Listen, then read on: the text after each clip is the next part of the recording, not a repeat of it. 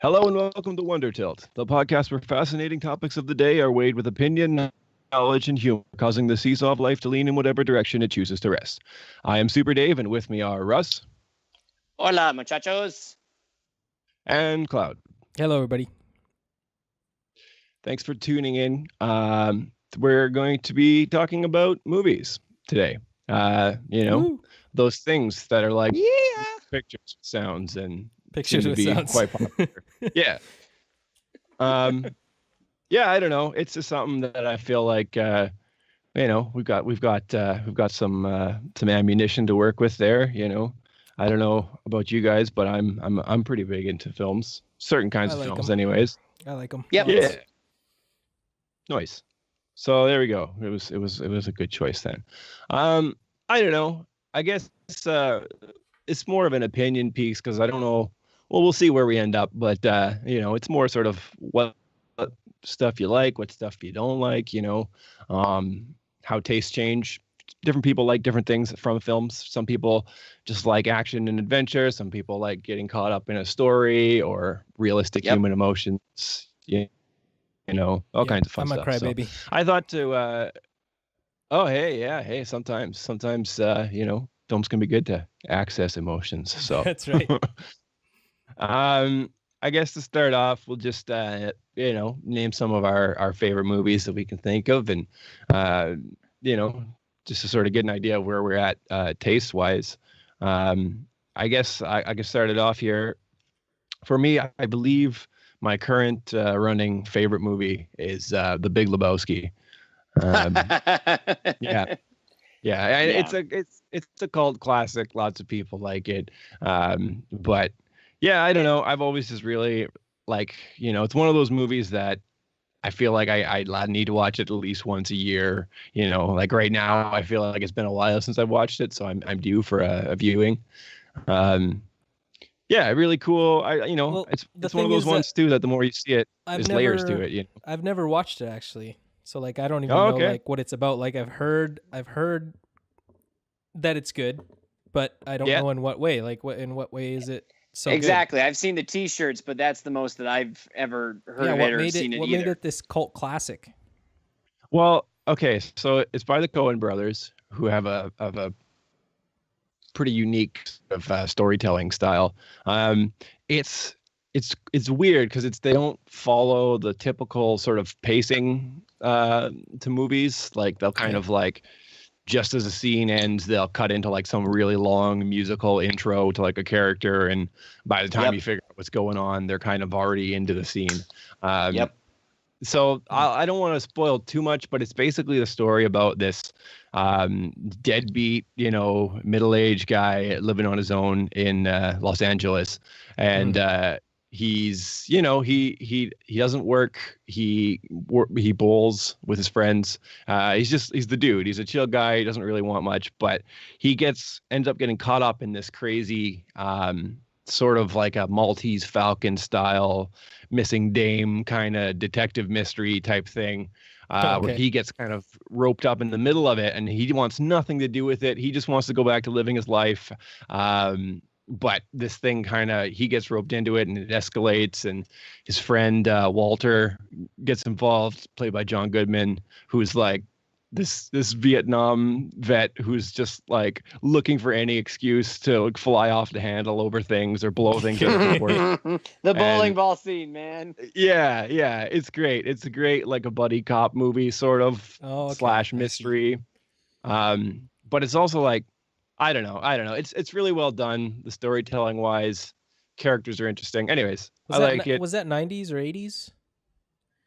I think it was early buddy 90s. cop. Yeah, because buddy cop movies were around the 90s. That's what I was thinking. I know they made up a good deal of my childhood. Okay, yeah. It's kind of like that. I mean, they're not cops, but it's the two friends solving a mystery. Yeah.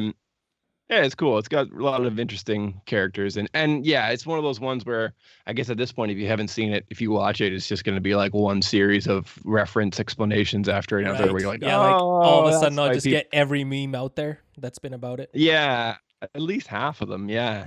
So yeah, that's right. I don't know, a couple more ones that I like. obviously I'm a fan of all the original Star Wars movies, but Empire Strikes Back is definitely my favorite. Yeah, boy. Yeah, it's the best one. It was the most complete, the most fleshed out, the most I don't know. It ends on a downer, and it's kind of yeah, it's not just that. It's good. I don't know. There's so The stakes were high. many, They built it up, and it wasn't a clear shot that the good guys were going to win. And you're like, oh, what?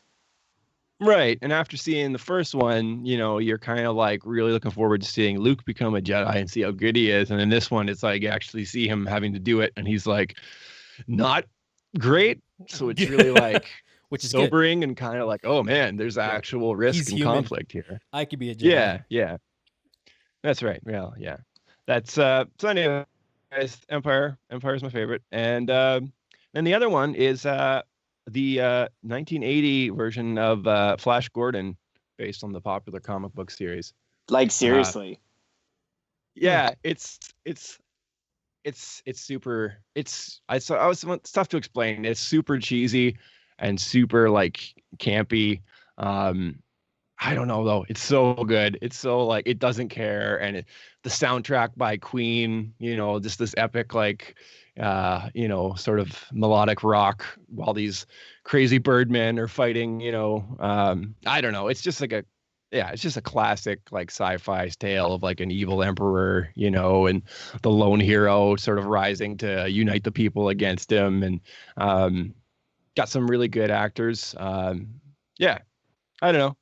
I like that one, but it's not nostalgia because I've only seen it for the first time like maybe a couple of years ago. But it's so like, it just feels like a Saturday morning like cartoon in like live action form, but filmed in the 80s with actors who were very, very serious about making roles seem like realistic and believable, even though it's like so goofy. And really good production, really crazy amounts of like costumes and set design and stuff. Yeah, it's just a fun. Who is in Flash Gordon, if you don't mind me asking? I mean, the most recognizable one is Max Van. I'll look it up. I'll get his name, but you'd recognize him. He's in a bunch of different. Go on a sec. Is it like the Flash acting? Gordon. Would it be like theater acting in a movie? Similar, or because I know theater acting's like very exaggerated. Kind of, it is. Yeah, it's somewhat like that. Yeah. Yeah, it's not really believable, and a lot of the lines are just so like on the nose and not subtle at all. And like they've been in this like corrupt empire for like 10 minutes, and they're like on their way down the loading ramp to meet the emperor, and he's already talking about how he's like, these people look like they've been oppressed, like we should unite them for an uprising. And it's like, dude, chill out, we're like 10 minutes into the movie, we know it's gonna happen, you don't have to. But Max von Sydow. Yeah, this guy, you recognize him. He's from a bunch of different stuff. He was in most recently I've seen him in The Force Awakens. He's like the old guy at the start who gets off right away after he gives the spoilers to gives the thing to Poe Dameron. Yeah. Oh wow. Okay. Yeah. Anyways, it's super goofy, but it's just like it just feels like an 80s like laser rock show in movie form, and I really like it. I don't know. It's so dumb. And I get why most people wouldn't like it. I watched it with one of my sisters recently, and we were like partway through it, and she's like, "Is this almost over?" And I was like, "Oh no, we still got like an hour left." That's like, right. An hour? Just appreciate what you're watching right now. This is great. So I get that it's not for everybody, but yeah, I don't know. I like that one. So I don't know. Good. Those are some ones for me. Yeah. How about you guys, Russ? What are films that you like? Okay, so I had to think about this, and though it's easy to like rip off the ones now, there's a balance that I had to hit where I determined movies I watched most often, and then there's movies that I actually genuinely never get tired of watching. Even if it's any time of the day, any season of the year, I want to watch them. So number one of all time is That Thing You Do, directed by Tom Hanks, produced by Tom Hanks, written by Tom Hanks. It's about this, like, I love music. I'm a drummer, and it's about this little band that has like this song called That Thing You Do, but it's supposed to be a ballad, and their drummer breaks his arm in a very hilarious way. It's actually the great, brilliant actor Giovanni Ribisi, who is the drummer who actually is barely in the movie, even though he's a really good actor. And he breaks his arm, and then the main character of the story, his name is Guy, is a really good drummer. And they ask him to just fill in for this high school dance competition or music competition, and he ends up playing the song way faster than the main singer Jimmy wants to play this song, and it turns into a hit. So they get hired by this bar club owner who runs a weird pizza joint by the airport, and then they get discovered by a talent scout, and then they just move up and up. And it's basically the rise and fall of big bands, right? Because, the Beatles and stuff like that. And I always loved it because you see their roots, and then you see them peaking, and then you see the collapse. And I think it was beautifully paced by Tom Hanks. And that is, like, seriously my favorite movie. At any time, if you pop it in from beginning to end, I will watch it. That Thing You Do. Nice. My ultimate favorite. I don't know if you guys have seen it. I'm wondering, Russ, do you think Tom Hanks meant it as a stab at the industry, or more of a, was he really passionate about music and he really liked it? I think for Tom, it wasn't a poke at the industry. I think he wanted to create an accurate portrayal of the heartbreak and the hope that it mixes into the industry, because there's a lot of things that have to happen. I think that he brings in a lot of chance things that happen, not like really ridiculous chance, but like you have to get a talent scout to notice that people are buying this record from your local store, and you have to meet the right people and get in touch with the right people. I think he's passionate about both. I think he's passionate about music because Tom Hanks is a music fan, but I think he's also passionate but aware of the brutality and the fickleness and the quickness of the industry of fame. And I think he just wanted to tell an honest story with humor. Like, the movie isn't depressing. There are different movies. I can't remember the name of it. It's one where Kate Hudson's in it. And it's about like this young boy who like becomes a roadie for this rock band. I think you guys would know what I'm talking about. But this one is more of an innocent look at that. But I think I like it so much because it still ends satisfactorily. But you kind of hop on board on the tour bus with this band, and you're rooting for them. And then you like slowly watch them kind of drift apart, and you're like, I know what's coming, but I hope it doesn't. And sure enough, it does happen. So I don't know. I hope that answers your question. Yeah. He does a really good job of balancing it. My other favorite movies are Die Hard. Probably. Oh yeah. Probably, I forgot to add that.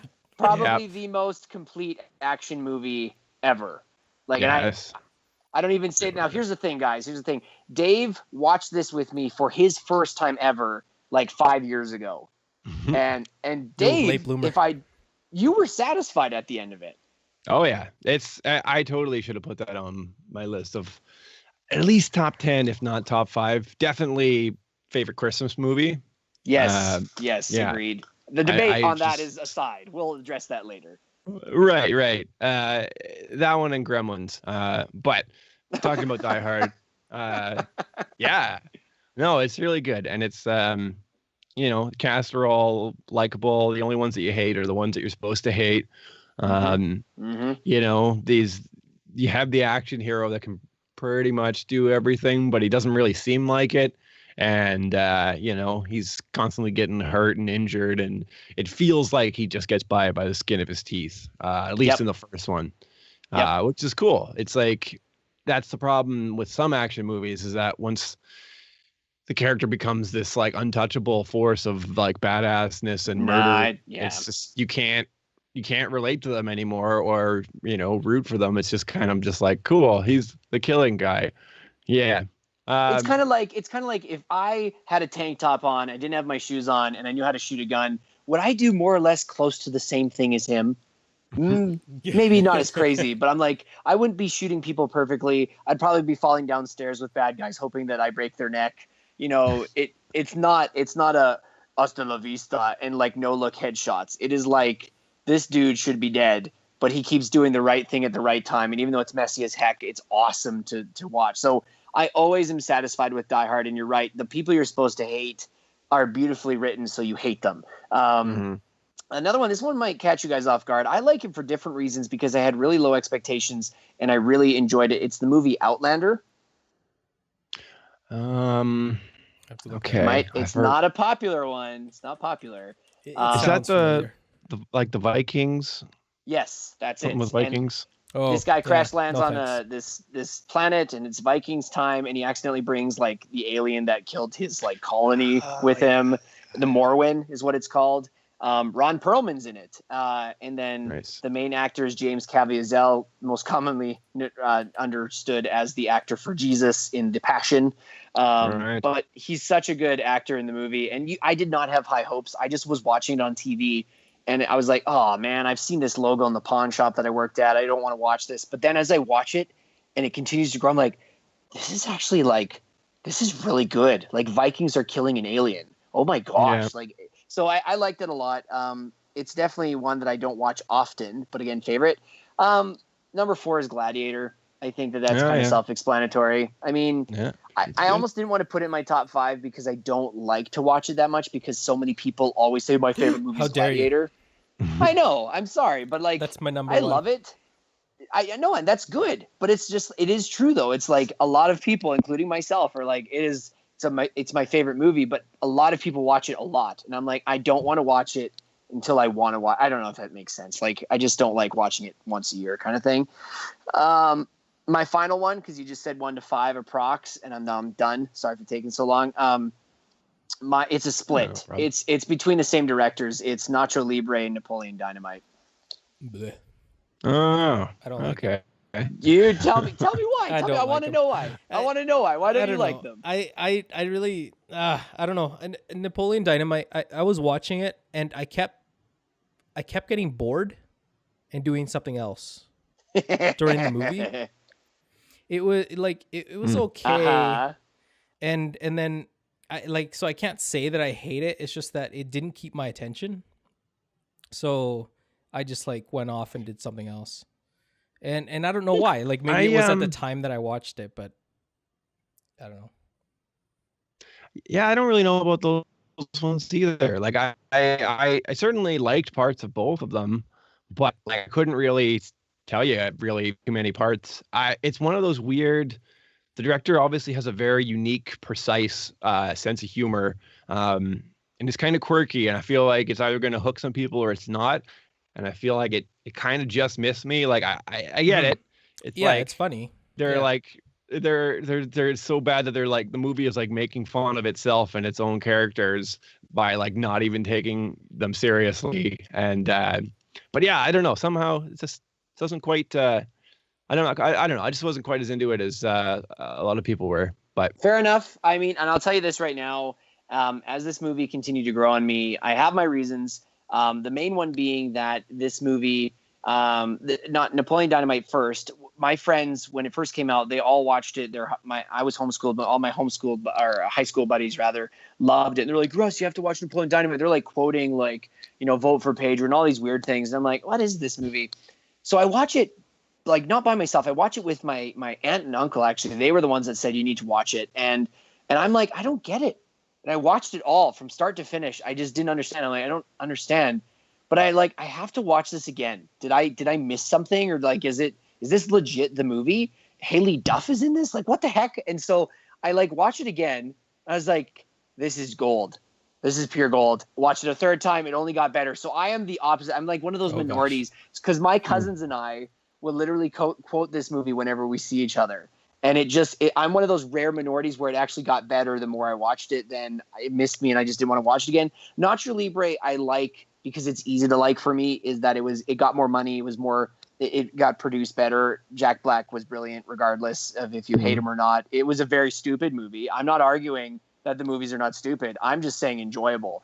Anyways, they missed the mark for some people. My wife won't ever watch it, and that's why I'm saying it's probably the least watched movie I watch is because I haven't seen them in years, but I still could watch them. If anyone's like, hey, I'm going to pop in Napoleon Dynamite, you want to watch? Yes. Same with Nacho Libre. So, Okay.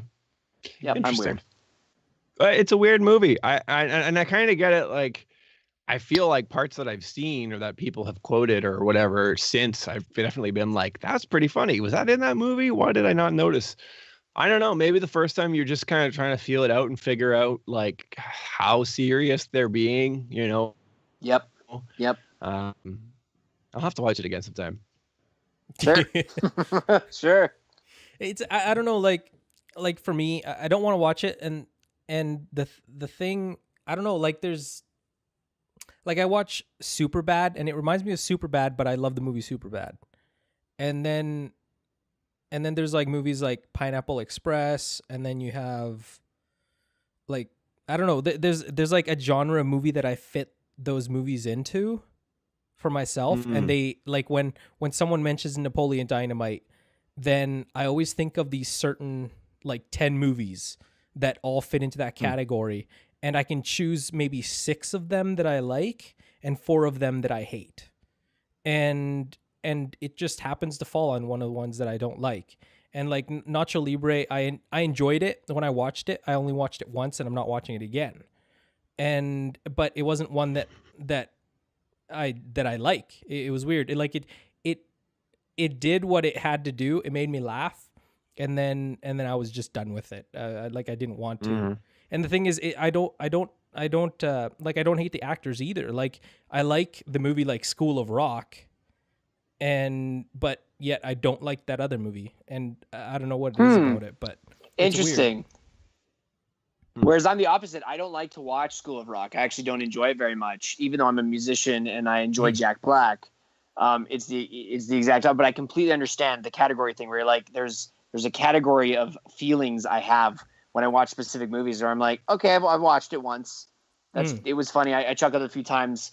Probably not going to watch it unless I'm forced to, kind of thing. Yeah. What about you, Cloud? Oh, sorry, Dave. Go for it. No. It's cool. I'm just agreeing with your point. Thank you. Well, for me, okay, so once you mentioned Die Hard movies, those are in there in my list.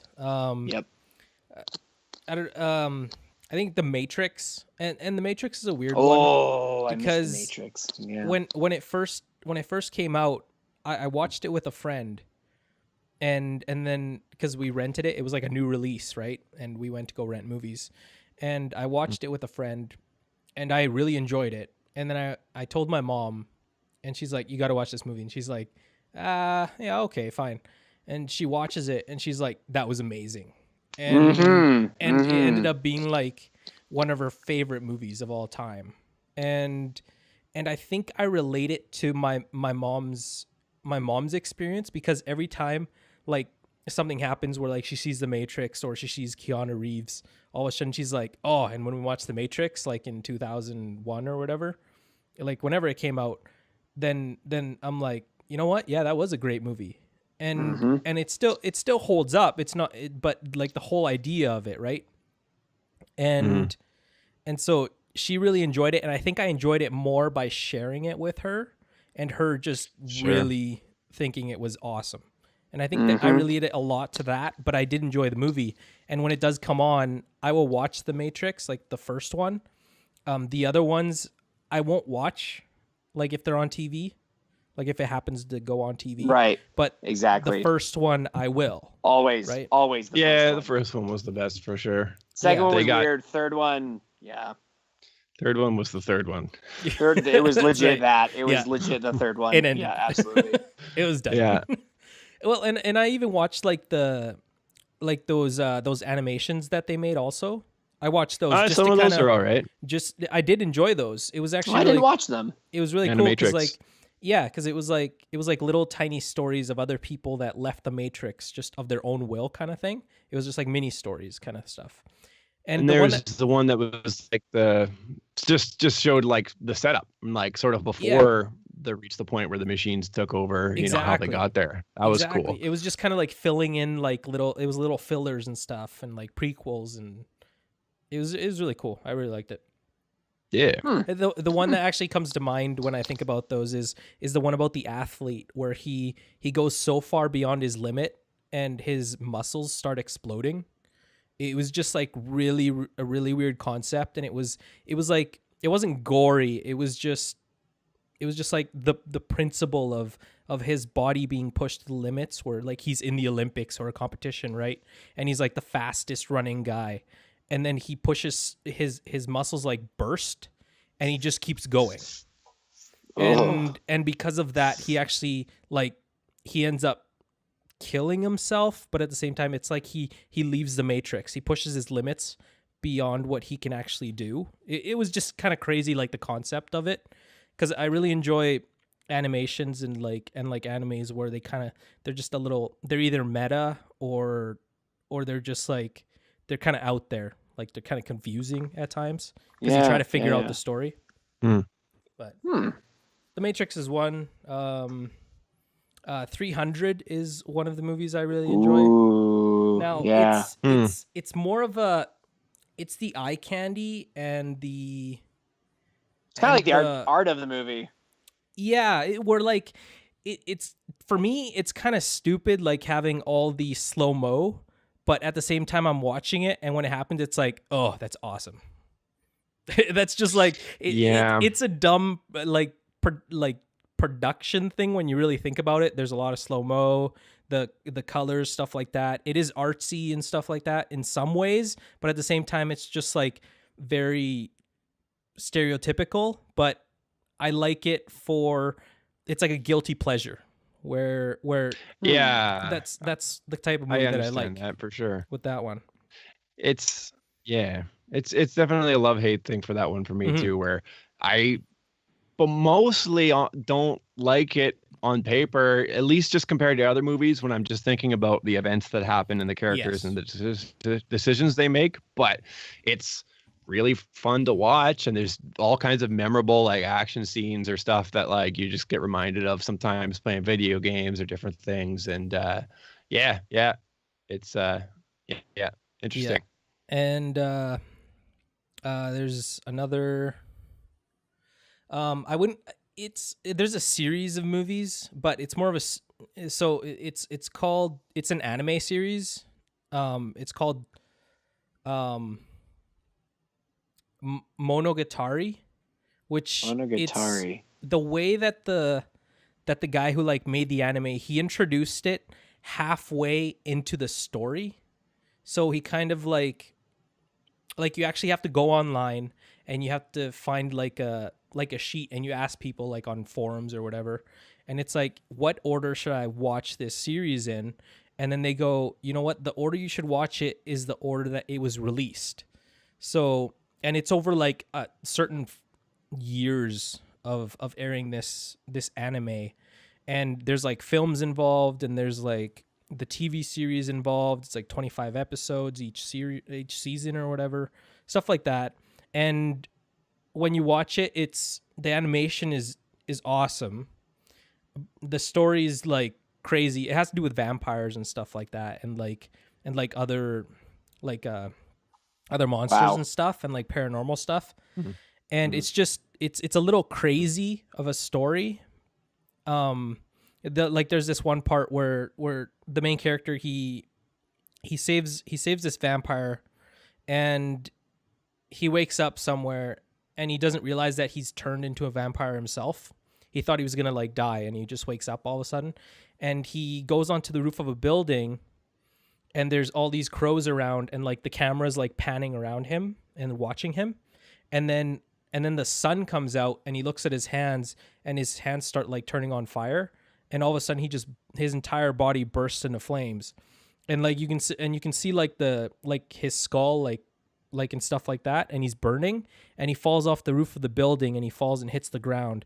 But the thing is that the power that he got from the vampire, because of like she's part of a clan or something, he has amazing regenerative ability, and because of that, he's burning endlessly. He doesn't die because of it, and so he's burning the entire time. Like a human candle. Yeah, and so he doesn't realize that he's a vampire, and she realizes that he's gone, and she jumps off the building, hits the ground, and she's burning up too, and she grabs him and drags him into the building, and then he like regenerates, right? And he's like, what the heck happened, kind of thing, right? So that was one of like the more intense parts, and you can see like tons of people using that part because it's like graphic, but it's such a good part because the camera's panning around, there's crows all around him, he bursts into flames, it's like unexpected.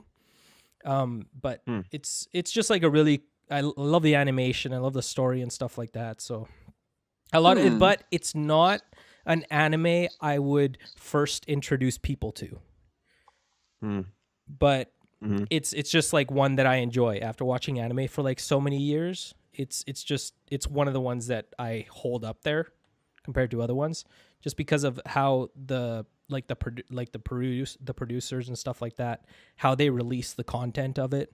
Because like you'll go in the middle of the story and all of a sudden they'll give you like the ending of the entire series, and then you'll have to go back and you'll go to like the prequels of it, and it's like all over the place because they give you pieces of the puzzle, and then it's like, okay, well, that's how you should watch it. And now that you've watched everything, go back and watch everything in order. Here's a list of the order of stuff in chronological order. Oh my gosh! And you can watch it, and it just comes together, kind of thing. But it was like a big, huge project that they came out with. But and then Gladiator is my favorite movie of all time. That's the one I can watch anytime it comes on. If someone puts it on, I'll watch it. I don't make it a thing to watch it once a year. It's just kind of like, if I feel like it, I'm going to watch it. But really, if it comes on or if it just happens to be there, I will watch it. And I think it also... Right. Like another thing, me and my family were like big movie buffs, right? And we'd watch movies all the time, and we'd go to the library, and we'd like take out like movies from the library because they were like free or whatever, right? You had a library card, you could take out a movie, and Gladiator was there, and we'd take it out like maybe every like 2 weeks, and then watch it, and I related a lot to that because it was a movie that me and my family could just kind of get around and just watch that movie at any time. And they even had like the soundtrack over at the library, and like we went and got the soundtrack, and I'd just be listening to the music of it. There's no words or anything. It's just an orchestra, right? And they're just playing the music. Instrumental, Yeah, right. And I really enjoyed it. And I enjoyed the acting in it. I could like quote certain parts like when I was watching it all the time, and like I made it a thing where like I wanted to quote certain things, and so I'd like make it a thing to remember certain parts. It was just, I really enjoyed it. Yeah. Nice. It's certainly a good one. It's definitely I don't know any guy who's seen it and been like, it's all right. It was okay. But hey, I'm sure every time I'd cry at the end when he dies. Spoilers if you haven't watched it. Okay. Yeah. Word. Okay. Hey, there's some movies that do it to me too. So, like the end of Logan. I don't know if you guys ever see that movie. I was gonna mention spoilers. I liked it because it was a very final thing. It's the conclusion to the Wolverine tale. Yeah, it was good. No, he really had good. To die. He had to die. Really hard to watch though. It was very sad. Yeah, that's right. It was like the end of an adult era, right? You're like, I've been with Logan since the beginning. Yeah. Yep. And then we're old enough now. We have to go on without him. Let him die. That's right. They beautifully let him go, and it was like, oh, it sucks, man. Dang it. Who was it? Oh yeah. I don't know if you guys knew this. Quick tangent. Speaking of tangents, did you guys know that the director was so he planned it so well, even though the movie The Wolverine sucked, the prophecy did come true as it was predicted, that he would be dying with his heart in his hand, which is his daughter holding his hand while he died. Right. Yeah. I thought that was pretty interesting. Yeah, I remember. Yeah, I saw a thing about that. I was just surprised that it was the same director as the Wolverine. I agree. I He must agree have been with really that. like tied down, made that one. Yeah. Because it's nowhere near. I'm going to I did prove not think myself. they would I bring don't back know. the Wolverine director. I did not think that would happen personally. That's just me. But Did a good job though.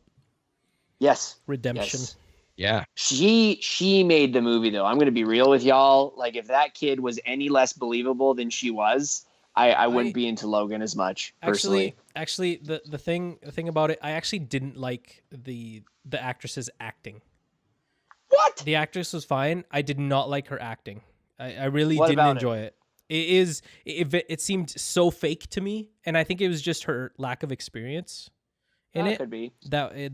That it just kind of like seeped through to me.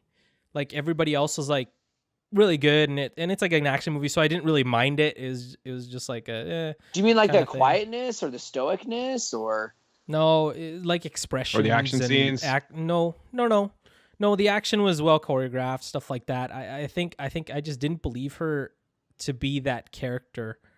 Gotcha. Yeah, it wasn't like her being quiet is fine. Her like talking at certain parts and stuff like that, whatever it was. I think it was just like, I don't know, like when she tried to like take poses and stuff like that, it felt like when they were cutting the certain like parts, they didn't cut it in far enough. It was like they did it too soon, and all of a sudden then she take action. So she had like that pause before you take the actual action that you're supposed to do. It was like almost every part had that for me. Yeah. And I don't know why. It might have just been like an editing thing where they did it kind of, I don't know, a little weird, but I don't know. It's just like I caught her too many times with like Well, fair enough. yeah. I don't know. Well, that's why movies are so great, though, is because, I mean, for example, I could love Nacho Libre and Napoleon Dynamite because it brings about family memories or watching it for the first time with my family, and they're like giving me the inside scoop, and I'm laughing my face off. Whereas another person, like my wife, for example, can't stand it because there's no emotional connection there. There's no memory, even with the perception of acting. You know, I know that there are definitely some movies where my brothers and I have been very critical. And I'm like, oh, man, that guy crushed that part. He did so good. And they're like, no, we didn't like him at all. Like, it's such a tough thing, but a great thing. It's kind of like English. Shameless tag for our previous episode. But it's kind of like English in terms of you can play on it so many different ways and interpret it so many different ways too, right? Yeah. So maybe then get into, I guess, just what for each of us would consider a good movie, or what makes the movie good or bad, like what the standard is. You know, it's hard to define, but you know, if there's movies you like and movies you don't like, or movies that you and your friends, you know, if you have a buddy who likes all the same movies, but there's one that's just divisive and you don't agree on, you know, it's useful to look at the cause of why that is, even in just picking movies for the future, or figuring out why something bothers you, you know. For myself, the story doesn't have to be great, but it has to make sense. Like, ultimately, it's anything that takes me out of immersion is bad, but that's one of the biggest things that does it for me is when, you know, like a character motivation just doesn't make any sense.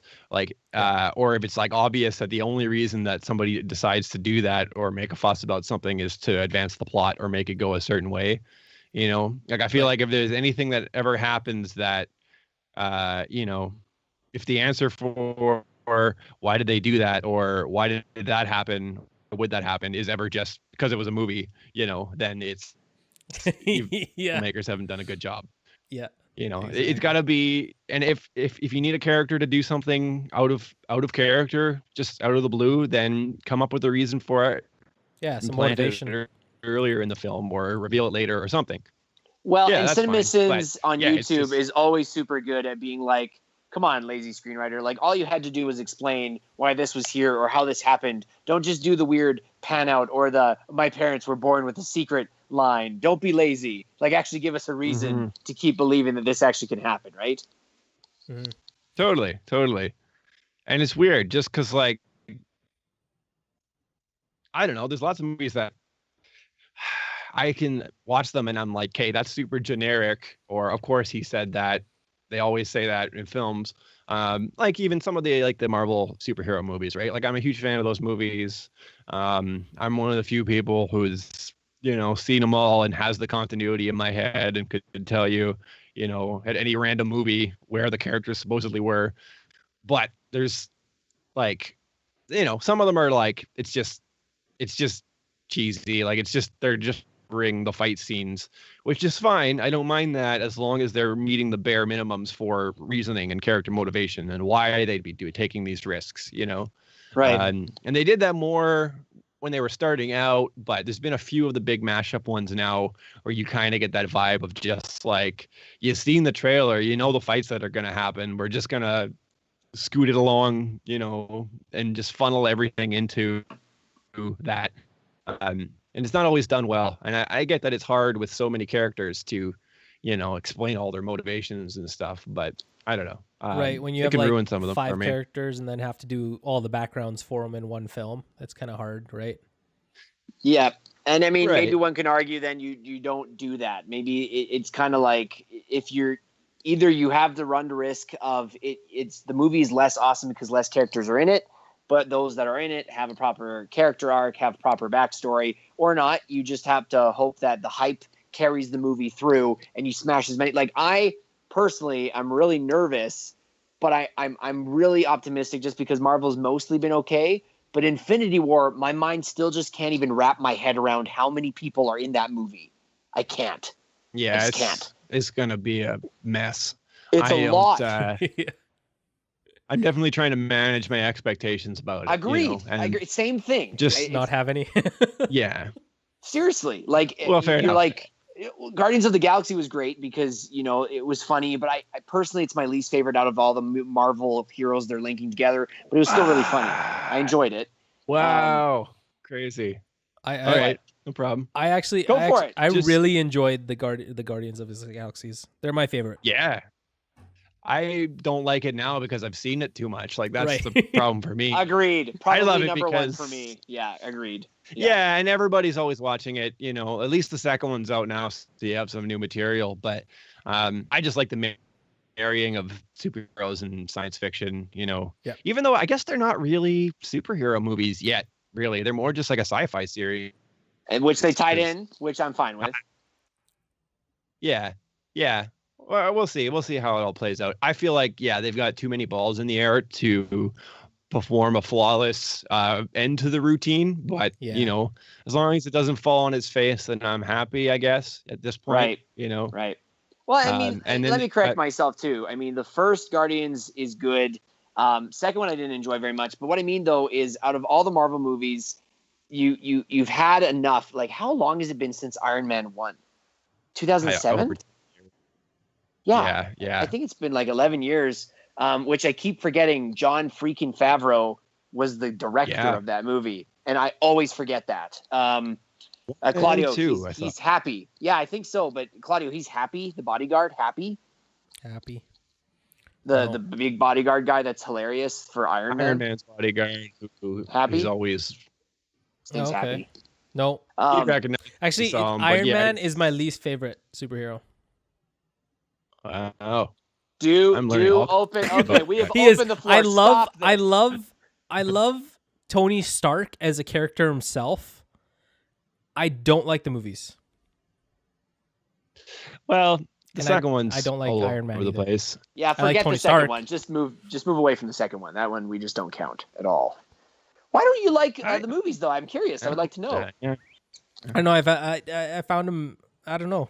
It's just boring. I think I also relate it to like people had so much hype for it that I was just kind of turned off to it. I was just like, yeah, I watched the movie and it was okay. I don't know why everybody's enjoying it so much. Interesting. I think it was just I related it to too much hype, and then I was just like, I don't know what you guys are talking about. It was a good movie, but that's it. Okay. Yeah, I mean, hype can ruin some movies for sure. If you're like late to the game and like your first introduction to the movie is the fact that everyone won't shut up about it, then that's really big shoes to fill for when you actually watch it.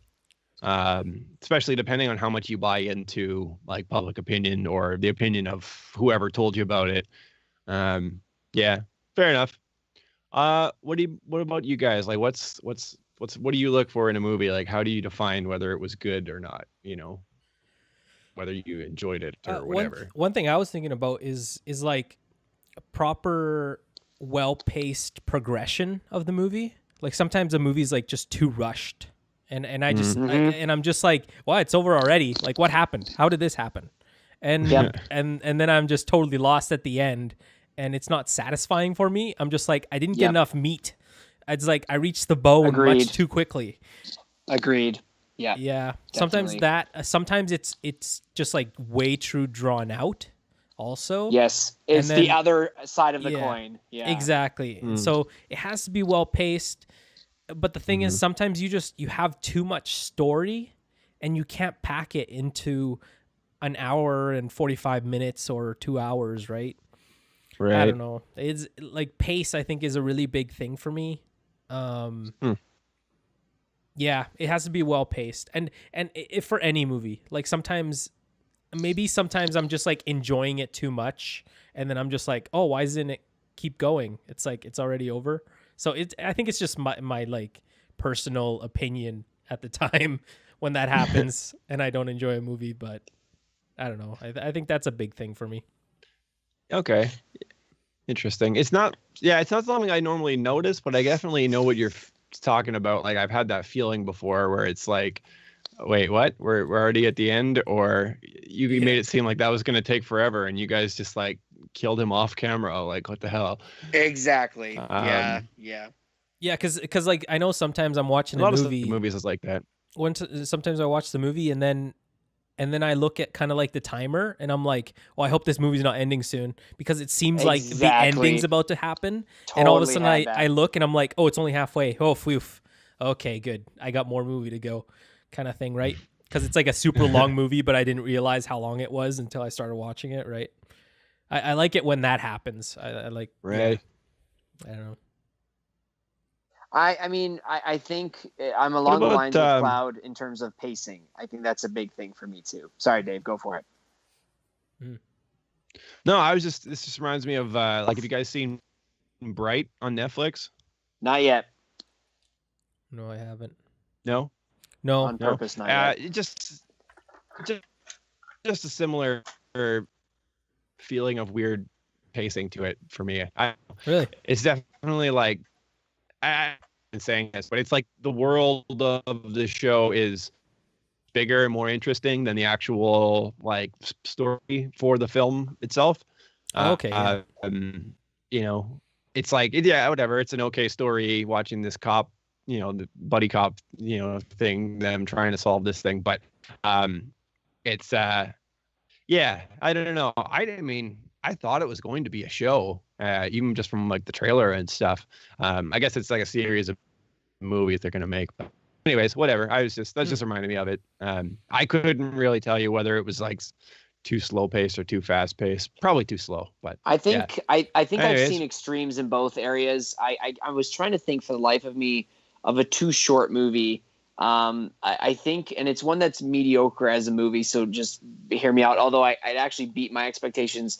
Clash of the Titans was too fast, nor did it have exactly the cast to really draw people in when it was released in theaters. But I really thought they wasted it. I don't know if you guys watched Clash of the Titans. It was with Sam. No, is it Sam Worthington? No, what's his name? I've only seen the original, the old one. Oh. Yeah. Okay. Claymation. Oh, okay. Stop animation monsters. This one wasn't Nice. too bad, but they decided to like just flesh it. Like they draw so much into the journey of the movie. You've got Liam Neeson as Zeus. You have Gemma Arterton as the chick. It's actually a decent cast, and it's a good story. And then the journey is really good. But then it's almost like the director at the 3/4 mark was like, shoot, we're running out of time. Okay, quickly cut off Medusa's head, race to the end, and show the crack in her face, and it dies. Yes. There's no epic battle. That's exactly what it was. Seriously, that's the short movie, and I That's all I remember remember watching too. that movie. is the bad Exactly. part of it. I don't remember anything else. I It's remember just the watching bad it and part. being like, this could be great, but instead it was like end credits, and you're like, what? Yeah. Are you what? Why did I watch that? Like, seriously, if you ruin the ending, you might as well just not show the movie, because I'm like, this was a waste of an hour and a half. Mm-hmm. I hate hour and a half movies if they're not done well. On the other side of that equation, though, is too long and drawn out. Now, this is hard for me because I actually have great respect for him. You don't have to like his movies to respect his work. But Quentin Tarantino's The Hateful Eight. Did you guys watch that movie? I have not, no. Well, Which I one? did. The Heat? The Hateful Eight. Oh, no. No, I haven't seen Yeah. it. Okay. So I watched it because I love Westerns, and I didn't look at the timer. I watched it with my good friend Dustin in theaters. It's 3.5 hours. Like it's a long movie to be cramped up in a cabin with 8 actors. Like, that is it, guys. They're stuck in a cabin in a blizzard. It's 8 that's actors horrible. Why would you even go for watch that? 3.5 hours? Well, it was Quentin Tarantino, and it was his latest movie, and I was like, I'm Ugh. curious. Samuel L. Jackson's in it. Kurt Russell's in it. Yeah. Like, and let's try it out. And it was brutes. Like, it was good acting. It was good writing even, but like, cut the movie, like, end it. They Mhm. all like, just stop. But Quentin, it almost is like Quentin enjoyed his own sense of humor too much. He had to keep going. I'm on IMDb and I'm looking at this like the synopsis or whatever. So in the dead of a Wyoming winter, a bounty hunter and his prisoner find shelter in a cabin currently inhabited by a collection of nefarious characters. And then it's like 3 hours, 7 minutes. I don't think I would watch that. It's so long. It's so long. And then, but here's the thing though. Okay, you ready? Here's my recommendation. My most recent recommendation for a good movie that I actually thought it's based on a true story, but it had really good pacing, is the movie Hostiles. It just came out a few weeks ago. It's with Christian Bale. And I won't give anything away. It's just based on a true story of a Yankee soldier who has to transport a once hated Indian chief back to Montana to die, is really what it is. And it doesn't sound very exciting. It's 2 hours and 20 minutes, I think.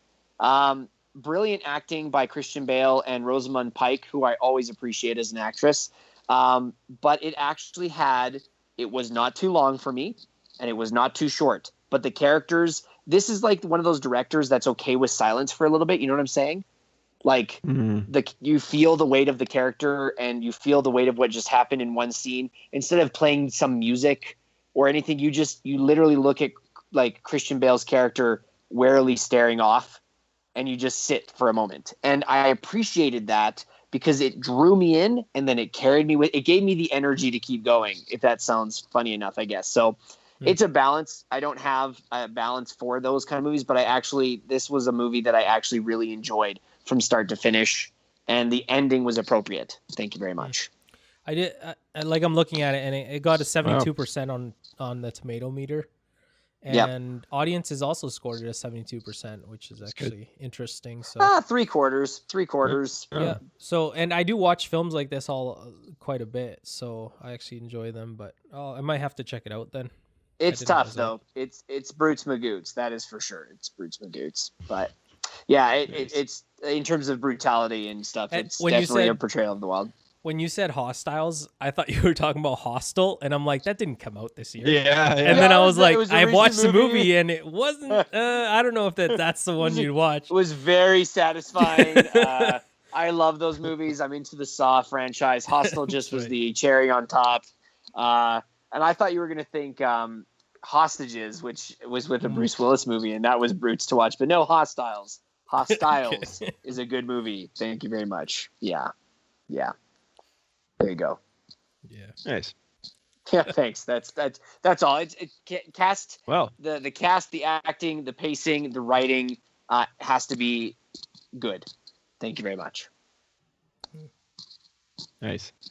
Yeah. So, all right.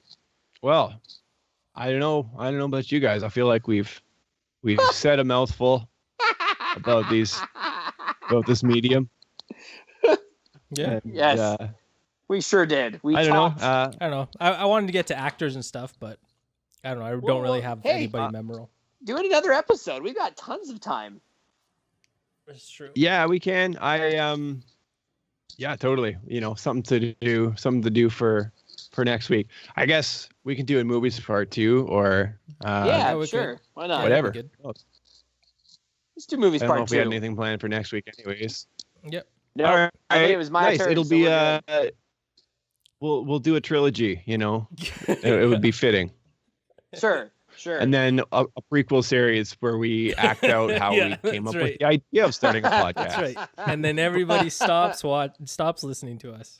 And we Right. stopped.